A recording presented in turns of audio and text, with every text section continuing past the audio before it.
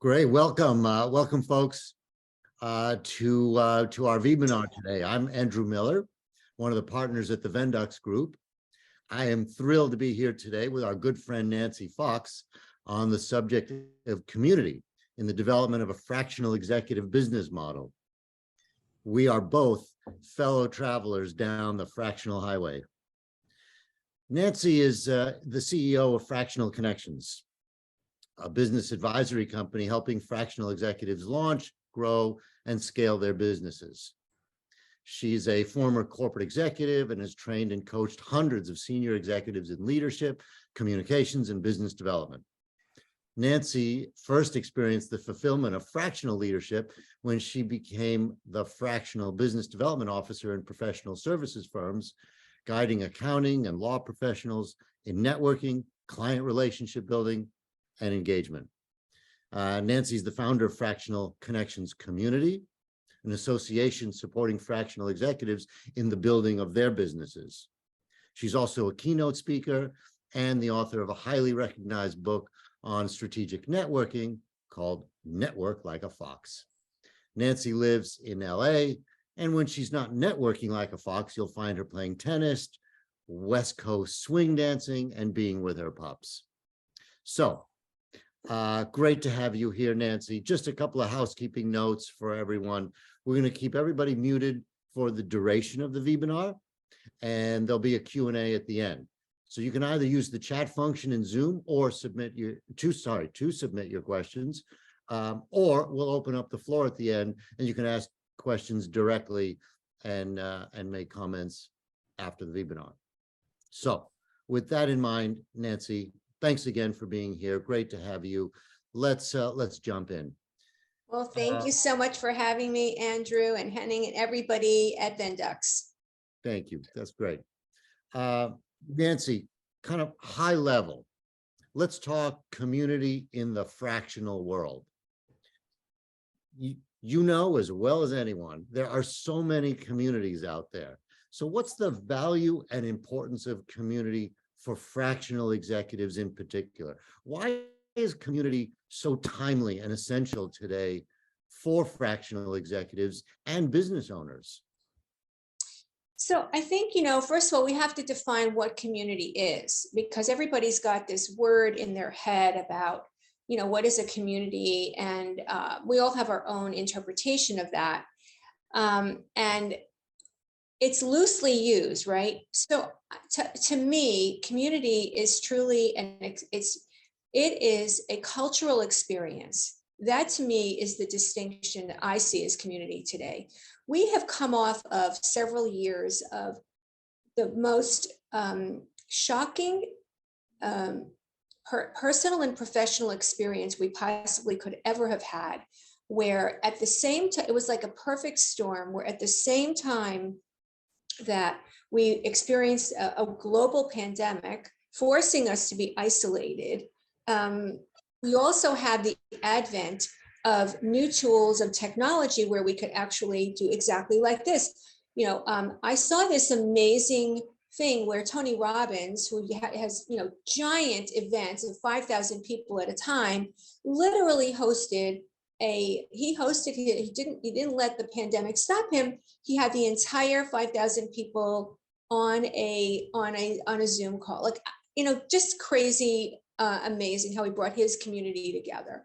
But this isolation and the complete shift in the workplace, where so many executives have shifted out of corporate roles, choosing for the very first time to go independent, at the same time that we were experiencing this isolation factor, and at the same time as we were experiencing this technological advance where we could actually be in the same room with each other easily and record and have groups of people and breakout rooms and all kinds of tools online, it allowed us to really come together in brand new ways. And we needed it more than ever, because even though I started my business over 20 years ago, it's a lonely thing after being in a company for so many years, or companies, where you are part of the corporate structure and you've got people coming in and out of your office every single day. And now, for the first time, you are on your own. You've got all this independence, which you wanted, all this autonomy, which you wanted. And you're sitting there, on your kitchen at your kitchen island, or in your own, second bedroom or third bedroom, and with a computer in front of you, and you're alone. Now what?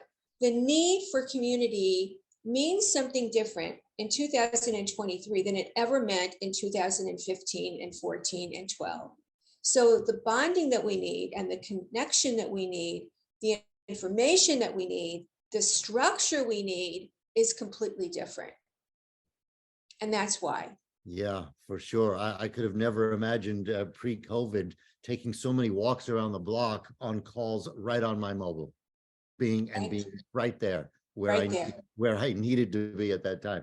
So, Nancy, what's unique about, so you're talking about community with great points. So community versus networking groups. What's your perspective on those two, the differences, the similarities? It's so interesting. So to me, I mean, having networked, everywhere across the country for a long, long time, networking, there are different flavors of networking. There are different types of networking. There are the big events where you just sort of mill around the room. And then there are the kinds where you meet in groups regularly. Most of them are designed for, and then there are peer groups also, which are a different kind of networking. But for the most part, these particular experiences are designed for accomplishing specific results, like referrals or or lead generation, right? With community is a very, it's a bigger experience. It's an experience. It's not just an activity. So community is really more of a comprehensive experience where you're bonding and you're building a connection point of an experience of relationship that doesn't happen in just a networking group. It's not that networking isn't important, it's crucial. But the kinds of experience and feeling that you get when you're in a community of like-minded people, there's a mission that comes with community that is much deeper and much more, I'll use the word emotional, but it's more I like the word experiential. We have a feeling about community that's different than when we have a feeling about a networking group. You know what I'm saying? We bond differently and we open up differently. We share ideas, we share relationships, we share connections, but we also share bigger truths with each other. We get to know each other deeply, and that's what community is. And by the way, you can have a community, communities are like, I've talked to a lot of my clients who they participate in sports and they play basketball every Thursday night, and then they go out for beer afterward.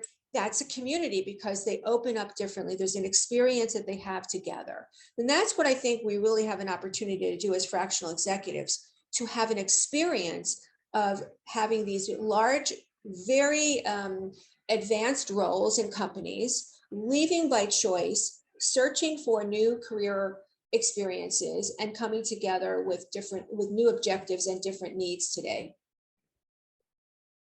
Yeah, for sure. So we are in the common business in the sense that we are helping solopreneurs, fractional executives in their businesses.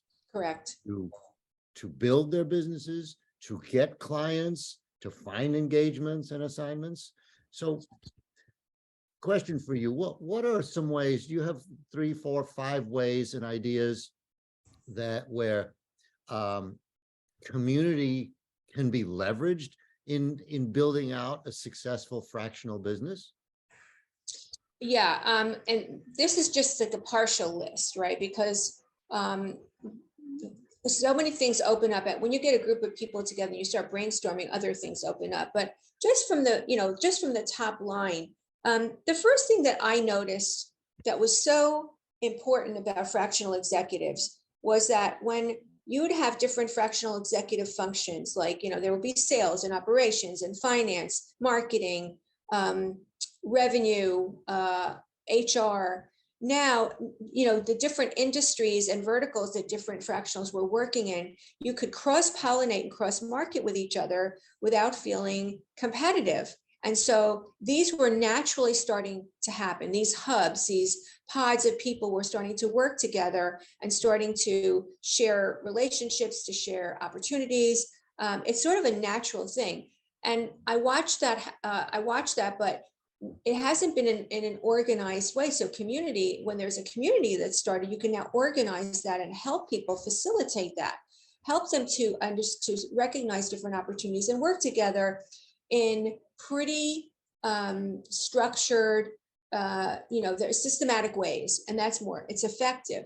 Other ways of doing this are, to actually create communities where there's a learning center. In our community, we have a university where there are all different kinds of trainings and tools and templates where people can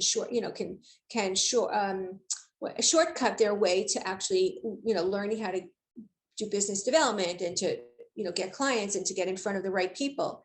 So there's a learning component.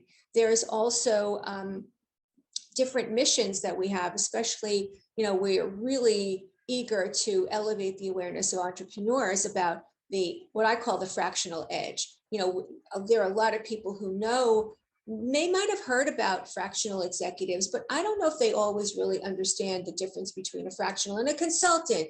They don't know how to select, should it be a fractional COO or CFO? Sometimes they really do not know, or they make an assumption about what it should be. They make an assumption, but they're not really completely educated or aware. So together as a community, we can start to really elevate that awareness. And then there's some other, the bonding experience and the sharing of best practices and brainstorming ideas is another really important factor. We also have, we believe in opportunities of broadcasting opportunities that are showing up. For example, just this week, 2 opportunities opened up by members, and we have a bulletin board about that, and we could start to really share the information. So it's an information sharing, it's a learning experience, and it's a bonding experience. Yep, great. So now on the flip side of the equation, what are some of the challenges that you see in building and growing a community today? This is like this with any community. You get people to embark on the community, and then engagement is always the hardest part. People get busy, they don't pay attention, they miss this, engagement is, any community leader will tell you the same thing: engagement, engagement, engagement. And it isn't just about throwing the next cookie out there, because there are a lot of cookies and people still get busy. It needs to be the kind of engagement that is extremely relevant to what people are dealing with at that particular time. What are their challenges? What are they most concerned about? What will draw them into the conversation? What will make it worth their time to participate in the community? Because as good as the idea is, engagement is the hardest part. And that's what goes on in my mind every night. Like, well, how can I engage the community more? It's not that they don't think that there's benefit there. They know there's benefit, but how do you remember, all of these members, everybody here that's on this call with us today, you're busy, you're working on your own stuff.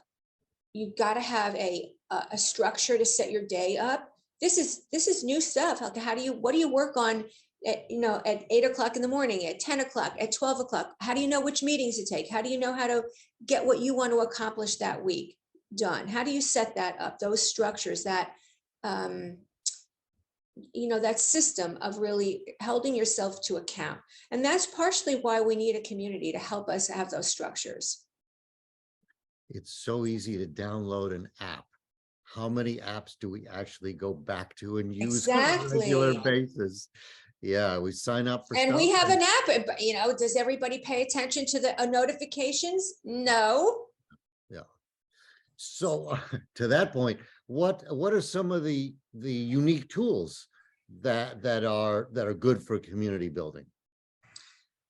It's pretty simple. It's simple but not easy. How's that? I'm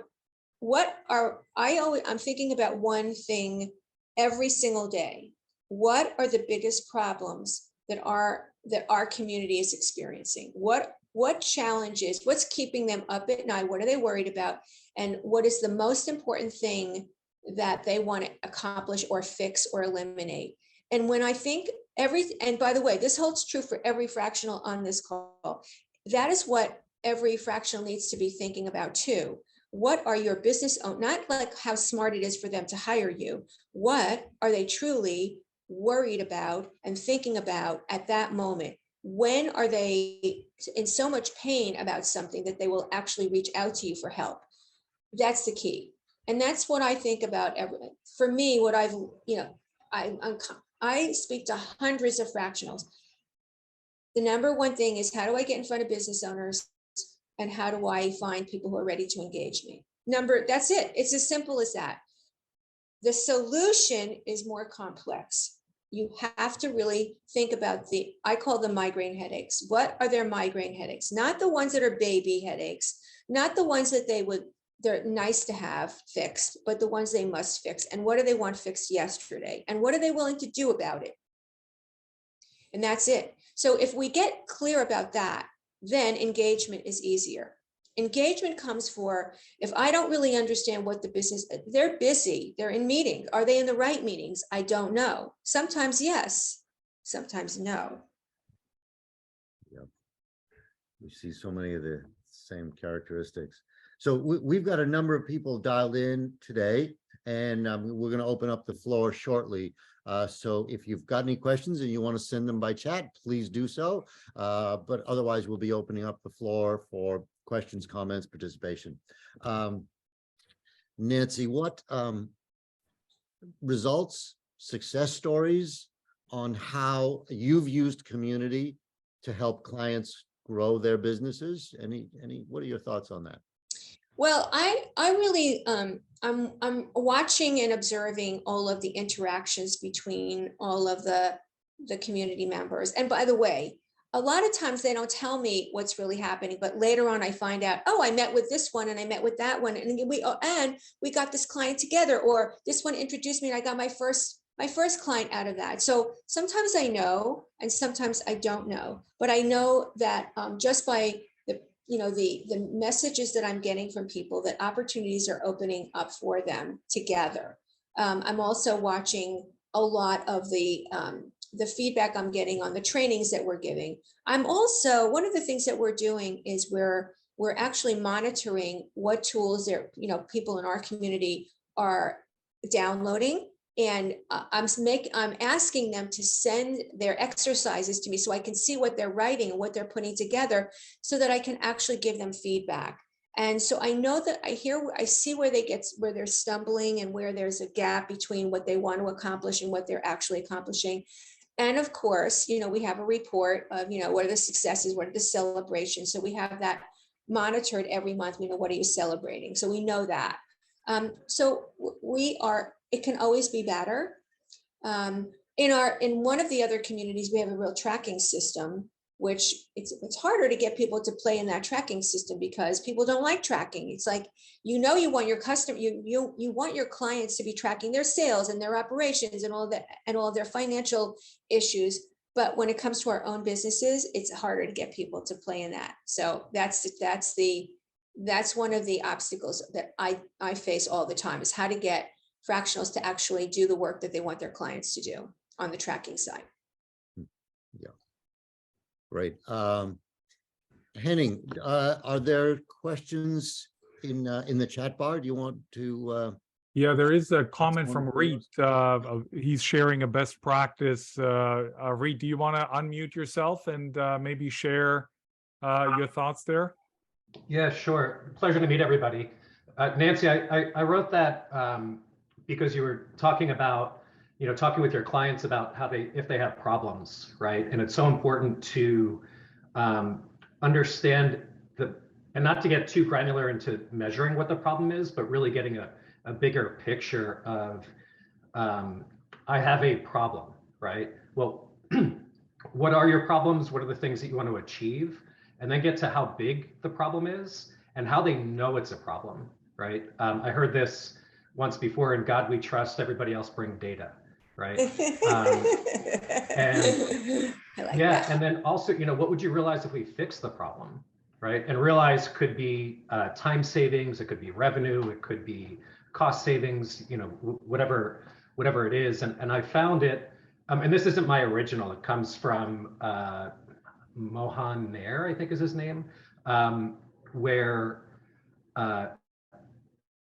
getting to these questions really starts to help the client figure out if it's a problem or not, right? Because, for example, if they have a $1 million problem, right, they'd realize that an extra $1 million in net revenue, but the project is going to cost 10 million, right? That ROI probably doesn't pan out.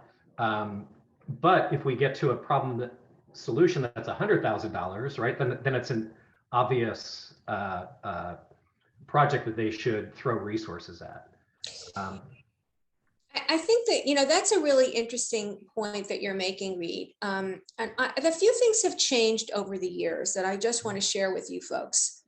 It used to be where if you would say to a potential client or a colleague, what do you find is your biggest challenge right now in your business? It used to be, you get a pretty good answer, but people are numb to that one now. They've heard it 1,000 times from everybody. Mm-hmm. I have found that you have to dig deeper. You have to go deeper into the well. You have to open the hood up and really dig in deeper, because most people see the symptoms as the problem. There's a bigger migraine headache. I'll give you an example. So let's just say there's a momentum slowdown in a company, right? And they know that they immediately attribute it to, our salespeople aren't performing properly.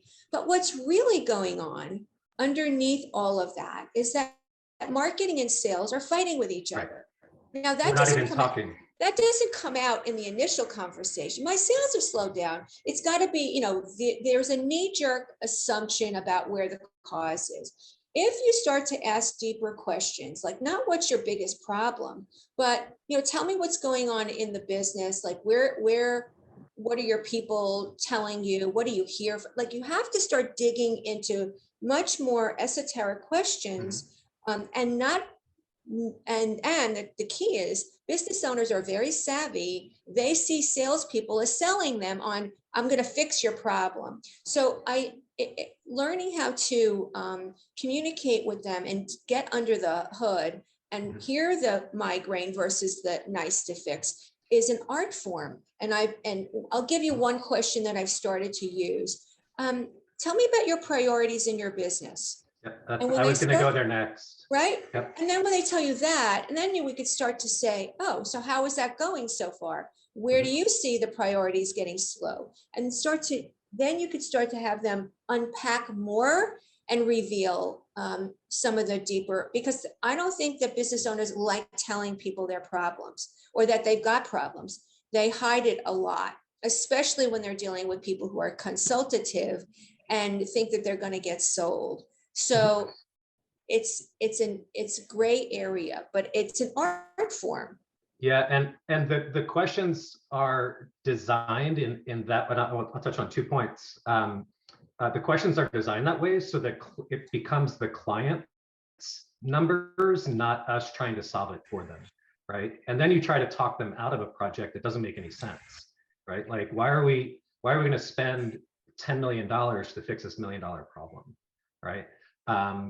And then they start to think about it that way, but then the follow-ons to when we finally get the list of challenges or opportunities, however the client wants to look at it, is then saying, okay, how do those map back to your business objectives, right? And then that gets into different strategy management tools that I won't go too deep into.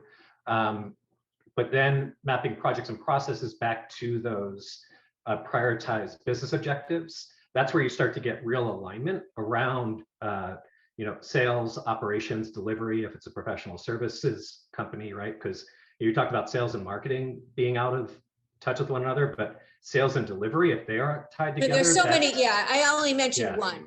You're absolutely right. You're absolutely right. I just want to have you think about something else. One other point to to add on, to riff onto what you're saying.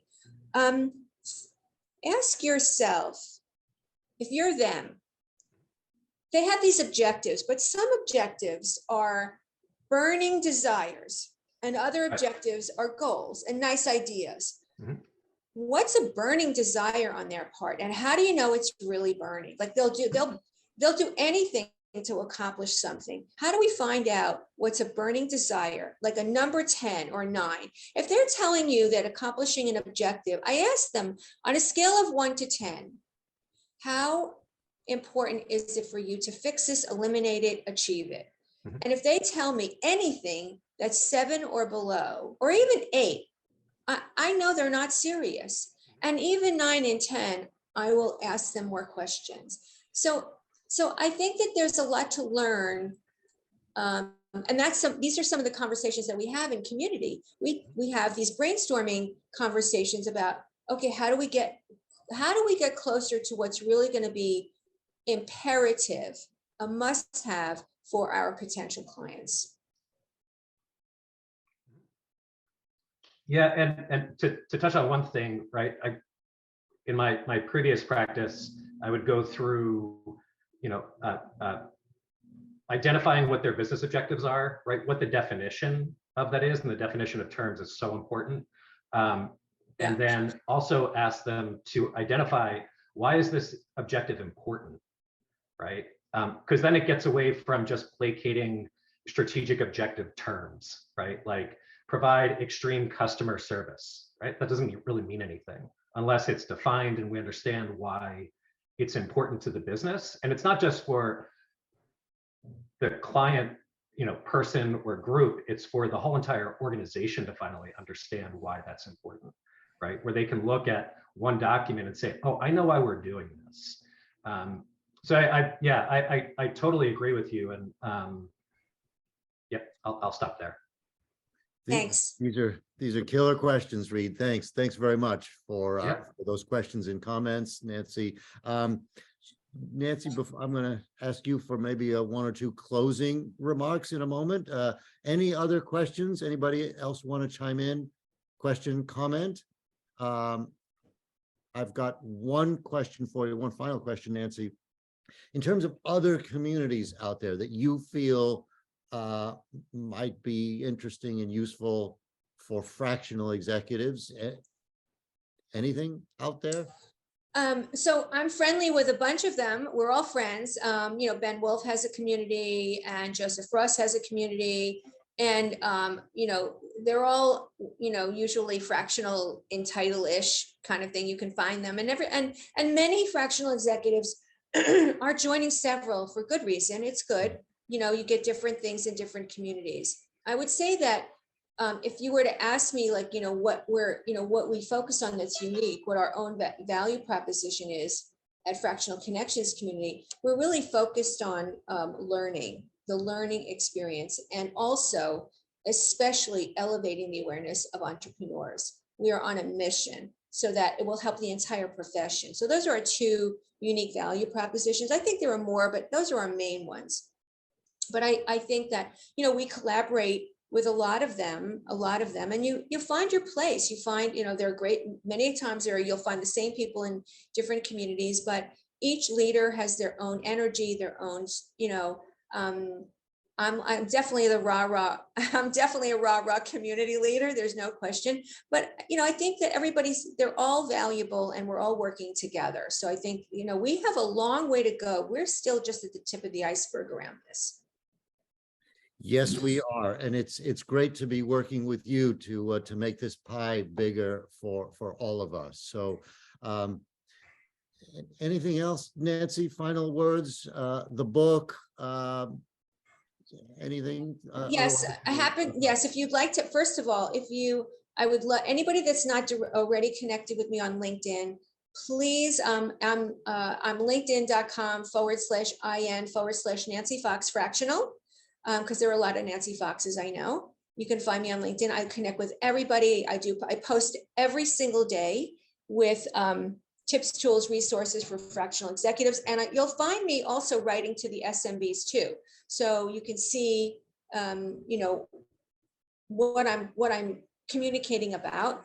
And also, please feel free to, if you would like to go to networklikeafox.com and use NLAF in the ebook checkout, you'll get my ebook for free.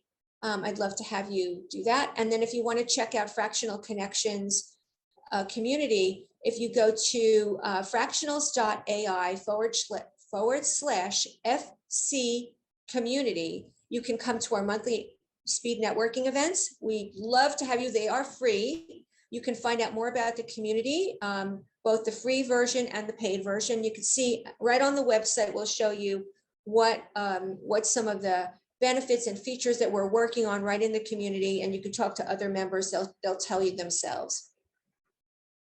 Wonderful. Nancy, thank you very much. Wonderful. Thank you for having me. It's great to today. be with you all. Please do communicate with me. I love speaking to every fractional. Nothing is more important to me than understanding what your personal experience is about your career, about your objectives, about what you want to work on in your business, what you're grappling with, and who you want to meet, most importantly. Awesome. Have a great rest of the week, rest of the month. Nancy, we will see you soon. Everybody, thank you very much for being here as well. Thanks for your participation, and we will see you next time. Thank you very much. Thanks for having me. Thank you.